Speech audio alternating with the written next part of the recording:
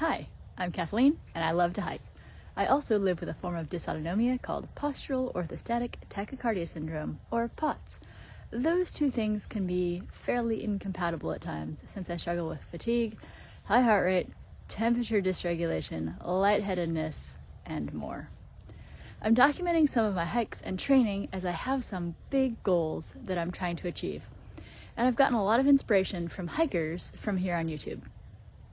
I've set a big goal to backpack 50 miles of the Pacific Crest Trail, the PCT, which is pretty wild because a few years ago I could barely walk down the driveway. You'll hear more about that as we go. Welcome to my first video. So this is the backside of Coles Mountain from Big Rock Road, Big Rock Park actually. It's the end of November and today I'm trying to keep up with my goals to add a mile each month, and November would put me at a 9-mile hike, so wish me luck. It's about 2 in the afternoon, and the later in the day it gets, the better I feel. So right now I'm still hurting quite a lot. My heart rate's been up, 160s, 170s. As I get later in the day, it won't be quite so high. But this is pretty steep. It's definitely uphill. Going up this side of the trail is pretty awesome because we just don't get too many people on this side of the mountain. Most people are familiar with the kind of main entrance that's short and steep and crowded. Haven't seen anybody yet, a couple miles in. There we go.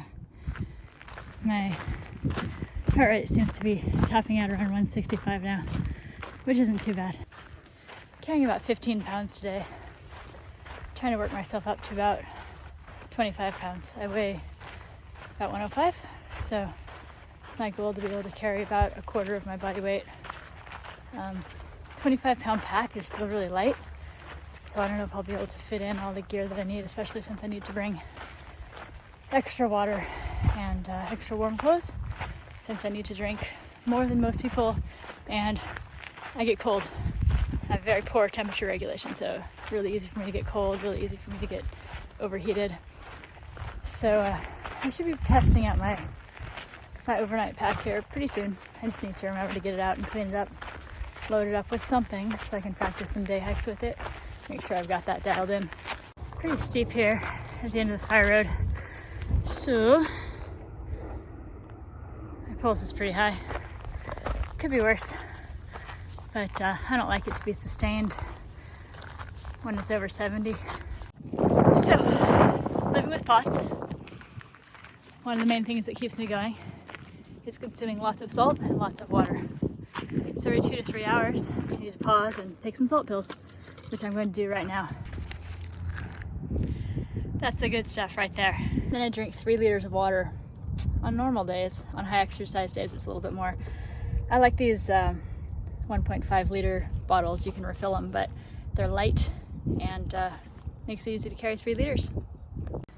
I did say that the other side of the mountain was more open space and less populated, so that's where I'm heading now. Those rolling hills. So here's the funny thing about POTS. I just stopped to take some salt. And I actually feel worse now because I stopped and I moved around. When I stop, my leg muscle pump stops returning blood easily to my heart. That's part of the problem with POTS, is your blood pools in your feet, your legs, your abdomen. And when I'm walking, I actually get more venous return. I get more blood back to my heart, which then can send that blood to vital organs, like my brain and places like that are pretty important. But I stopped, so blood settled. Then I took out my pack and bent over, which made me feel worse, even though I did put it on a rock. Pretty much any postural change is gonna mess me up a little bit. So if I have to bend over, I have to reach up, stretch up high, then that's gonna create a bit of a challenge. So I feel a little bit worse now. But I did take my salt, chug some water, so in 30 minutes or so, I expect that I'll be feeling a little bit better. Let me turn you around and show you what we're looking at here. Again, this is hiking from Coles Mountain to Piles Peak, which is over there. From some places you can see how all of the peaks and mission trails line up. They're kind of in a line. You get North Fortuna, South Fortuna, then Piles, then Coles, then Quai Pai. This is a really nice part of the hike. It's much more gentle in its elevation profile. I'll put a snapshot of the elevation profile of the whole hike. The red, it's very steep. So I was just noticing on that last video how red my face is. I mentioned a little while ago that I have trouble with temperature regulation. So with dysautonomia, a lot of systems are impacted. For me, I don't sweat very much, so I get hot really easily. I can't really cool myself down. And then I have circulation problems. So when it gets cold, especially my extremities get really cold really fast. Different types of dysautonomia can impact a lot of different things. So for me, with POTS, my heart rate obviously is impacted. Sweating. My blood pressure, I tend to have low blood pressure, but it gets a little tweaky when I stand up. My pupils don't dilate right, so that's kind of weird. I get dizzy, lightheaded pretty easily. Have low blood volume, which kind of gets better as the day goes on. So in the mornings, I pretty much feel terrible. And by evenings, I feel okay. And then I gotta go to sleep and do it again. My blood volume resets downward overnight. But look how pretty it is. Perfect temperature too. A little bit of my story. I was diagnosed with POTS in 2017 after about 11 years of being jerked around, 11, 12 years. Started feeling a little weird in 2005. So the medical system as a whole didn't do me any favors, but the internet sure did. I did a lot of independent reading until I kind of figured out what was going on. First brought a celiac diagnosis to my doctor and I said, "Hi, I think I have this. Please give me the tests." And they did, and I was right. That was 2009. And then I was working as a band director at that time. Did that for a decade, and my body just kind of started shutting down more and more to the point where I was mostly housebound and mostly bedbound. So my parents helped me out. My dad moved in. That was nice. But I just wasn't getting better. We thought maybe it was celiac disease that had messed me up. But I changed my diet, started eating really clean, tried a bunch of different things, paleo, autoimmune protocol. I got a little bit better, but not a lot better. So from about 2010 to 2012, that's when I was primarily housebound. Primarily like couch-bound at that. So from 2012 to 2017, I worked here and there part-time. Directed barbershop chorus and a couple of choirs of people who have Parkinson's. They're the Trumbull Clefs. You should definitely look them up. They're awesome. And around 2017, I had a pretty bad relapse. I'd gotten to the point where I was, had a few functional hours per day. I was getting along. I was driving again. But I got sick. I got some kind of virus. And it's either 2016 or 2017, I can't remember. And I ended up just slammed, and I was in bed for a couple weeks. And after that, I absolutely couldn't stand up. I'm gonna switch hands. I'm tired. Really can't hold my arm up for that long. So I got to the point where I didn't realize what was happening, but I was coming very close to passing out. And if you're passing out and you don't really know what's happening, honestly, it kind of feels like you're dying. Like, I know it's kind of graphic and scary, but that's absolutely what it feels like. So my dad came back, moved in with me for a couple more years while I started to figure this out. I guess that was around 2015. I relapsed again. Just double check that year. So I relapsed again, and that was really scary. Wasn't sure what was happening. I'd been poking around again on the celiac boards because it seemed that there are a percentage of us that just weren't getting better, even though we were eating the right things. And I came across postural orthostatic tachycardia syndrome. And I was like, I don't know. I don't know if that's what I have. I'm just tired. Like, I had chronic fatigue syndrome diagnosis. I've been trying all these things. I just had a lot of exercise intolerance. It's pretty terrible. But when I found out that the only thing you had to do to diagnose POTS was pretty much lay down and take your heart rate, and then stand up and take your heart rate, and if it jumped up by 30 beats, bam, POTS. So I did, and I was relieved. I was scared, but I went to my doctor. Looks like my limit for holding my phone up is 2 minutes. So I had to get a new primary care doctor because I pretty much stopped going because my doctors literally told me it was all in my head, that I just needed to see a psychiatrist, psychologist, psychiatrist, take some benzos. It's a terrible idea, by the way. That's not what was wrong. Most people with POTS make too much norepinephrine when you stand up, and it's a stress chemical. Like, it feels like anxiety, but for me, that's not what it was. You can have both, but for me, that's not what it was. So I found this new PCP, primary care doctor. I printed out the diagnostic criteria for POTS.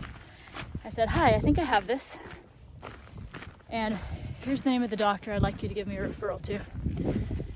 And I handed it to her, and I handed her the log that I'd taken of my heart rate and blood pressure for the last 3 weeks. And she said, I've never heard of this, but I think you're right.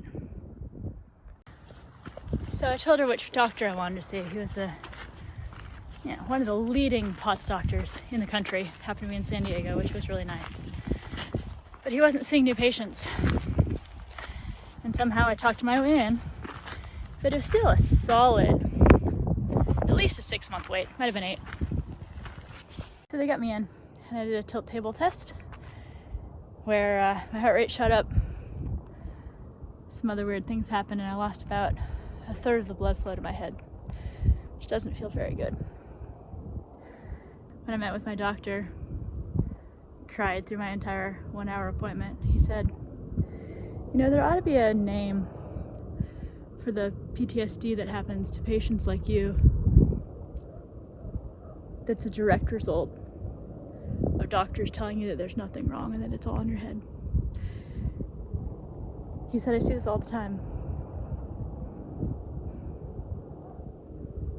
He said that nearly every patient that came in had the same story. Mostly women, mostly in their 20s, 30s, sometimes 40s. His doctors didn't believe them. Said that there's nothing wrong. They just needed to see a psychologist. The reason I see a psychologist is because of those doctors.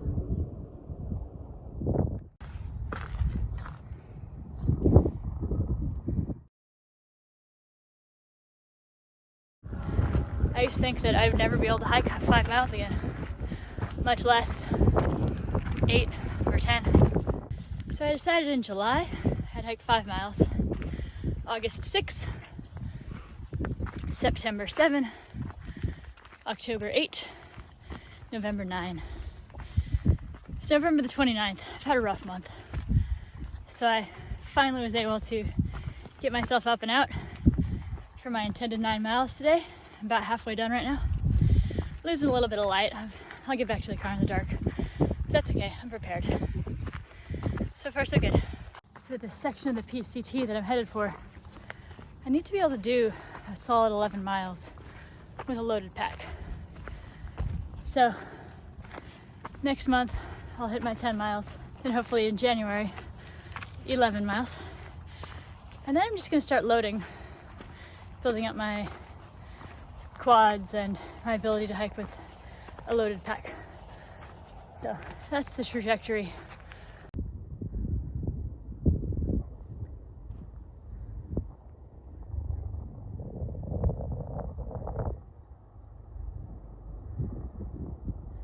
Losing light. It's okay, it's planned. got a headlamp. Be back to the car about an hour after sunset. Shouldn't be too bad. So I'm back here at the end. I just turned off my headlamp. I've got a coyote going in the background, and I just heard an owl. I don't know if it'll go again, but I'll leave this running for a sec.